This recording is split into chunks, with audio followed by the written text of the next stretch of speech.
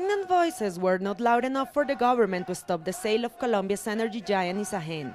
The company was sold to the Canadian Brookfield for $2 billion in a one-bidder auction, triggering outrage even within political parties belonging to the government coalition.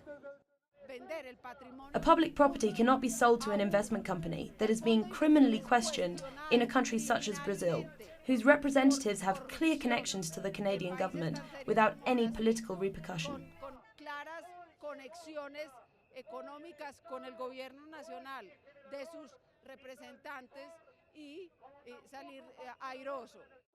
Workers were visibly frightened to know that Isagen has now a new foreign owner, which not only is facing criminal investigations for bribery in Brazil, but has reportedly been working with a lawyer who happens to be a close friend of President Santos.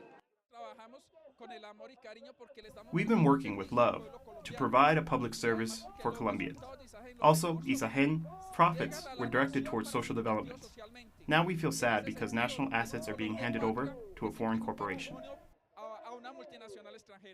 For analysts, not just the most profitable state-controlled company was given away, but also the 23,000 hectares of forest and water sources, as well as the 7 power stations that Isagen controls. But also the investments that Isagen was planning on strategic projects for the country, such as renewable energy projects, will be very likely be halted by the new owner as it is not profitable for them.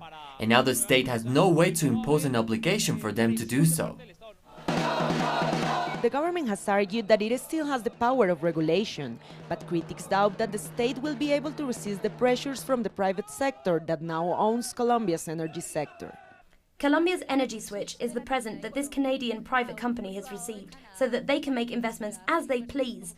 Meanwhile, we Colombians have been left with no energy resources and no energy sovereignty. What is true is that the immediate consequence the Colombian government will face is the social mobilization that has already been announced by the most diverse social and political sectors of the country. Natalia Margarita, Telesur, Bogotá.